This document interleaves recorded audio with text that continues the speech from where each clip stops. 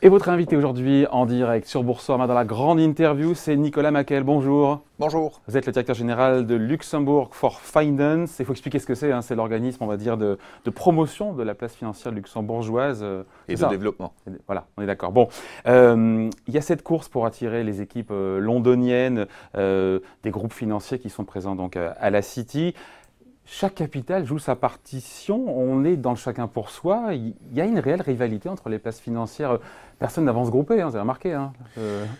Non, groupé probablement pas. Je crois que ce qui se passe, c'est pas nécessairement la concurrence entre les places, puisque les institutions financières qui, pour l'instant, opèrent depuis Londres pour couvrir les marchés européens, les différents marchés européens, doivent se restructurer. Elles partent toutes du principe qu'elles vont perdre l'accès au passeport européen. On réexplique ce que c'est le fait que depuis C'est le fait que depuis un endroit en Europe, que ce soit Londres, Paris, Luxembourg, Francfort, Varsovie ou ailleurs, on peut couvrir plusieurs marchés à la fois. En matière de produits financiers, en matière de placement financier. En matière de placement financier.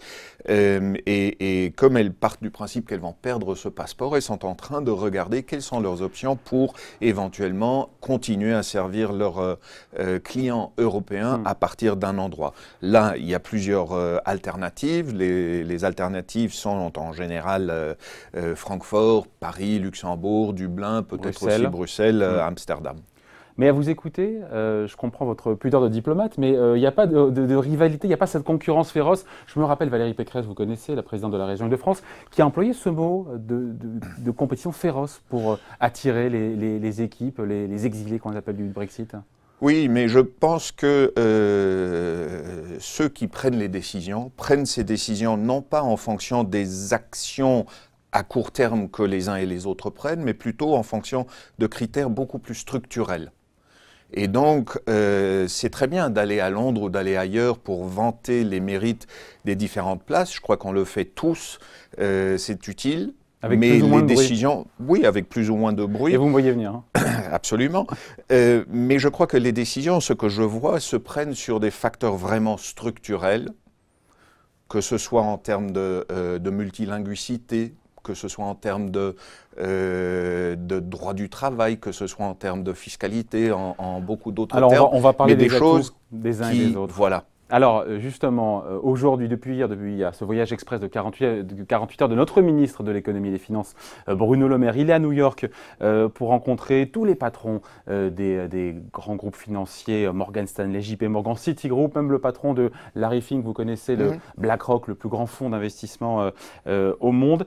Est-ce que c'est efficace ou est-ce que cette débauche d'énergie promotionnelle de la place française vous laisse de marbre ? Non, pas du tout. C'est ce qu'on fait aussi, nous, à longueur d'année. On a été récemment avec notre Premier ministre, aussi bien à New York qu'à Toronto. On le fait de manière très soutenue, évidemment, parce que d'un côté, ça nous permet d'expliquer ce qu'est le Luxembourg, quels sont les avantages du Luxembourg.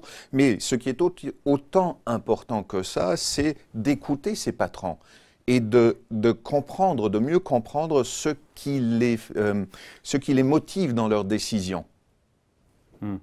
Et justement, parce que ce qui est intéressant, c'est qu'il aura beau aller voir notre ministre de l'économie, Bruno Le Maire, le patron de JP Morgan. JP Morgan, ils ont déjà prévu, et vous le savez, de transférer sur 16 000, je crois, salariés qui travaillent à la City. Il y a 4 000 qui vont partir dans 3 pays, Dublin, Francfort et votre place Luxembourg. Je n'ai pas vu Paris. Oui, bon, il faut dire, non, pas du tout. On se réjouit pas du tout bien sûr qu'on se réjouit évidemment de l'annonce de JP Morgan, mais on ne se réjouit jamais du fait que d'autres n'ont pas quelque chose. C'est pas comme ça qu'on fonctionne. Dans le cas de JP Morgan, c'est assez clair. JP Morgan a déjà des opérations dans ces 3 pays. D'ailleurs, au Luxembourg, la présence de JP Morgan est la 2e présence en Europe en termes de nombre d'employés après Londres. Et ils vont continuer à être la 2e présence de JP Morgan en Europe, après Brexit. Qu'est-ce que JP Morgan fait? JP Morgan regarde quelles sont les forces des différentes places financières et laquelle est-ce qu'on va utiliser pour quelle activité. C'est-à-dire, on va mettre probablement l'investment banking à Francfort, on va mettre telle activité au Luxembourg, telle autre activité à Dublin, en fonction des forces de ces écosystèmes qui soutiennent cette activité. Bon, et quand on voit les différentes annonces qu'on a pu avoir ces derniers temps, on a le sentiment quand même que cette course-là entre capitales européennes tourne pour l'instant en faveur de Francfort. C'est votre sentiment aussi qu'aujourd'hui, le favori, c'est Francfort? Encore une fois, il y a des banques japonaises, des banques américaines, des banques suisses. Il ne faut pas prendre cela pour de la monnaie comptante. Je crois qu'effectivement, quand vous regardez quelle est la principale activité londonienne, et qui aujourd'hui doit être délocalisé, c'est probablement l'investment banking et pour lequel Francfort est la mieux située. Mais vous avez beaucoup d'autres activités comme la gestion d'actifs, où il y a beaucoup de mouvements entre Londres et Luxembourg, voire entre Londres et Dublin. Mais il y aura aussi un jour la bataille, parce que ça sera une bataille, sur les chambres de compensation pour les activités en euros. Et je crois que là, Paris est très très bien positionné. Paris a déjà aujourd'hui l'infrastructure, l'expertise, aussi bien dans le monde professionnel qu'auprès des régulateurs, pour ambitionner de devenir la capitale européenne. Donc Francfort favori, vous n'êtes pas d'accord? Pour l'investment banking. D'accord. Et les outsiders, alors c'est qui? C'est Paris, c'est Luxembourg, les outsiders? Non, il n'y a pas d'outsiders. C'est chacun dans un secteur spécifique. Luxembourg pour la gestion d'actifs, évidemment. Pour les assurances. Pour les assurances, évidemment. Ça a deux raisons, parce que ce que nous disent les assureurs, c'est qu'ils apprécient surtout le fait qu'au Luxembourg, on a un régulateur spécialisé dans les assurances, séparé du régulateur général, et qu'on a un régulateur qui est surtout spécialisé dans les affaires transfrontalières, parce que c'est justement de ça dont ils ont besoin. Pas quelqu'un qui connaisse bien seulement le marché national, mais quelqu'un qui a déjà l'expérience pour traiter les affaires transfrontalières multijuridictionnelles. Donc c'est un des atouts de la place du Luxembourg. Avec la multilinguicité, avec le fait que... La fiscalité aussi, la fiscalité? J'ai vu ça, oui et non, parce que la fiscalité, vous avez 26,5%. Donc c'est un taux qui est tout à fait comparable au taux des autres pays européens, mais on a des charges sociales qui sont plus réduites que dans les pays qui nous entourent. Mais surtout, je crois qu'il y a une stabilité aussi bien politique qu'économique.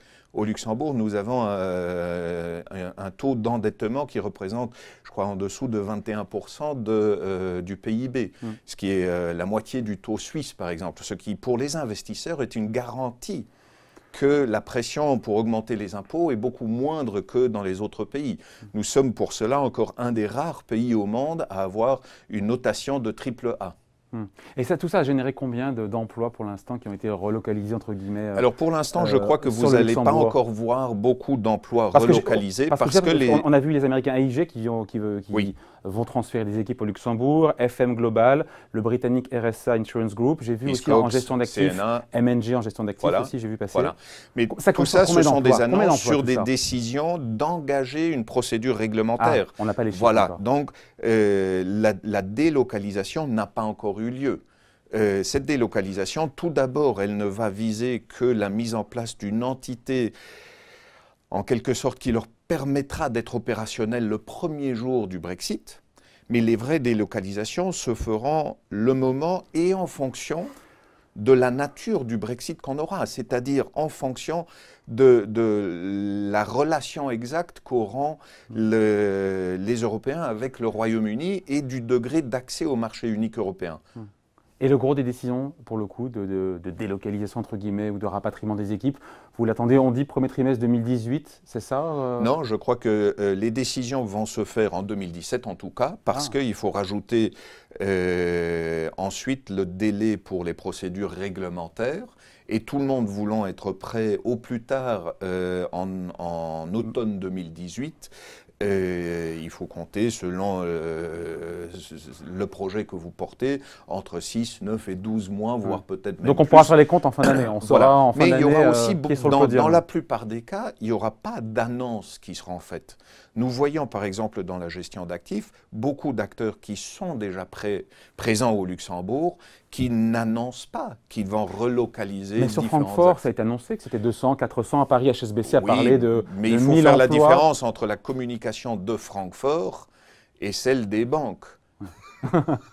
Parce que dans tout ce bruit-là, il y a beaucoup de communication des uns et des autres qui ont justement un Et quand intérêt HSBC parle de 1000 emplois, c'est 1000 emplois, c'est aussi Oui. c'est du concret, ça. Ça, c'est du concret, voilà. D'accord. Mais dans un cas très spécifique, qui avait déjà cette plateforme avant Brexit. C'est juste. On se pose la question de savoir si, enfin je vous la pose, mais si le Grand-Duché est en capacité d'abriter, d'accueillir des milliers de nouveaux arrivants, entre guillemets, ces exilés voilà, du Brexit. Est-ce qu'il y a le parc de logement, les équipements suffisants au Luxembourg pour accueillir vraiment beaucoup de monde? Alors Question ça, légitime, question légitime. Je ne sais pas si elle est légitime, parce que peut-être si vous veniez un jour au Luxembourg, je pourrais vous faire une petite visite guidée, vous verriez qu'il n'y a aucun souci à se faire de ce point de vue-là. Au Luxembourg, non seulement il y a beaucoup de... 50 000 serait possible. Personne ne parle de 50 000 places, ni au Luxembourg, ni à Paris, ni à Francfort, ni au total. Les chiffres varient entre 4 000 et 200 000, c'est ce que disait la bourse de Londres. Entre 4 000 et 200 000, ce qui ne veut rien dire. Voilà, justement. Ça correspond à combien, je crois que vous dans le moyen terme que moi je mets entre 3 et 5 ans, on ne parle pas de 10% des effectifs londoniens, ce qui fait 40 000. Voilà, 40 000 que vous divisez entre 4 villes principales, c'est Francfort, Paris, Luxembourg, Dublin, ça fait 10 000 chacun, peut-être Luxembourg un peu moins. Vous seriez satisfait d'avoir 10 000 salariés? Oui, absolument, mais on ne raisonne pas comme ça. Puis de toute façon, il faut voir, ce ne seront pas 10 000 personnes qui vont déménager de Londres à Paris, à Luxembourg ou à Francfort. Ouais. Ce seront des activités qui vont être délocalisées, surtout pour des personnes qui y résident déjà. Mais indépendamment de ça, nous avons évidemment au Luxembourg la capacité d'accueil. Vous devriez savoir que la ville de Luxembourg représente 2% de notre territoire. Hein, je veux bien que le Luxembourg soit un petit pays, mais il y a suffisamment de place encore pour construire beaucoup d'immeubles. Ouais. Et la bureaucratie, il y a moins de bureaucratie au Luxembourg qu'en France, c'est vrai que si on fait la comparaison. Mais c'est évident que dans un petit pays, avec une administration plus réduite, on travaille de manière peut-être plus efficace. Surtout, ce qui distingue la bureaucratie luxembourgeoise, c'est qu'elle est multilingue. Ce qui attire beaucoup de ces acteurs, c'est le fait que vous pouvez aller voir le régulateur luxembourgeois, le ministère des Finances, l'administration fiscale, n'importe qui. Vous pouvez même prendre le bus et parler en allemand, en français ou en anglais. Vous pouvez même soumettre au régulateur luxembourgeois votre documentation, vos plans d'affaires, en anglais, et on vous répondra en anglais. Vous envoyez des emails en anglais, on vous répondra en anglais. Tout le monde, depuis le portier jusqu'à celui qui traite le dossier, parle anglais. Comme je parle français, comme je parle allemand, comme je parle anglais. Bon, donc à vous écouter, Nicolas Maquel, finalement, il n'y a que des atouts au Luxembourg. Si on était un peu sincère, on l'aide, j'imagine, depuis le début de l'entretien, mais quel serait le principal défaut de la place financière luxembourgeoise?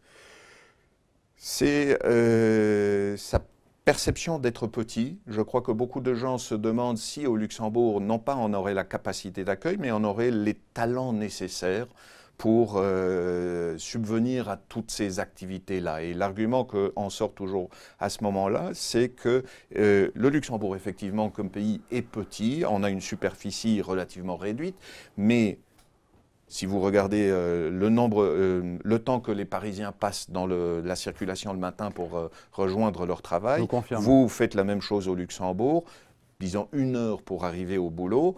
Vous êtes évidemment en France, en Belgique ou en Allemagne, et là nous avons dans ce cercle d'1 heure pour arriver au travail, 4,5 millions, 5 millions de personnes qui vivent là. C'est de ce vivier-là que nous puisons nos talents, et ça fait qu'il y a 80 000 Français qui travaillent au Luxembourg, qui tous les jours le matin traversent la frontière pour venir travailler au Luxembourg. On parle des frontaliers suisses, mais aussi des frontaliers luxembourgeois, français, qui se baladent entre les deux frontières. En préparant cet entretien, Nicolas Maquel, je suis tombé sur cet article, je vais vous faire réagir, du Financial Times, qui date du mois de mars, qui révèle, je crois que ce sont les chiffres de la BCE, que le Luxembourg a émis plus de 8% des pièces et des monnaies qui sont en circulation depuis la création de l'euro, alors que le Grand-Duché, puisqu'on aime les chiffres, ça représente, je crois, 0,5-0,8% de l'économie de la zone euro. Je laisse un seul juge, le Financial Times, qui voyait une preuve de plus du caractère offshore de la place luxembourgeoise au cœur de l'Europe. Quelle est votre réaction quand vous avez dû lire évidemment cet article? Bien sûr que je l'ai lu. Vous comprenez les questions que ça soulève derrière? Autant de cash émis au Luxembourg quasiment qu'en France? Oui, c'est pas seulement qu'en France, c'était l'article le disait aussi, c'était qu'en France, en Allemagne et en Italie ou en Espagne combinés. Ouais. Évidemment que cela ne correspond pas à la consommation ou à la demande simplement luxembourgeoise. Je ne suis pas spécialiste de la manière dont la BCE organise l'émission de billets de banque, mais si je comprends bien, la BCE demande occasionnellement à telle banque centrale qui fait partie du système européen des banques centrales d'émettre des billets. Et pour des raisons d'économie d'échelle, elle émet des billets pour une somme qui va au-delà des besoins locaux pour d'autres marchés. Voilà. Donc évidemment que quand vous regardez ces chiffres-là, ça dépasse évidemment les besoins autant de monnaie fiduciaire émise par le Luxembourg, les mauvaises langues. Oui, et c'est ce qu'on comprend dans l'article. C'est pas que pour les...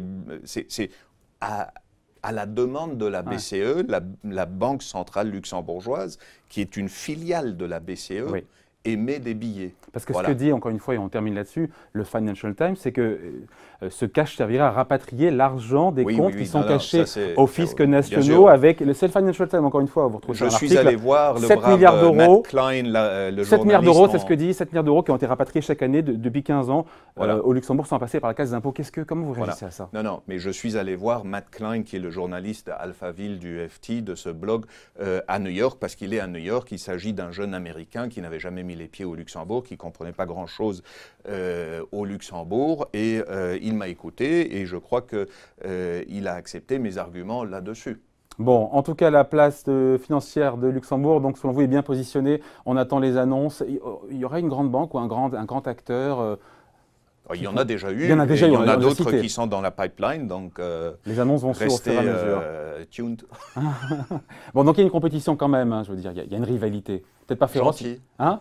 Gentil. Gentille rivalité. Allez, un oxymore. Merci à vous. Nicolas Maquel est donc le directeur général de Luxembourg for Finance, qui était donc votre invité aujourd'hui en direct sur Boursorama. Merci. Merci à vous.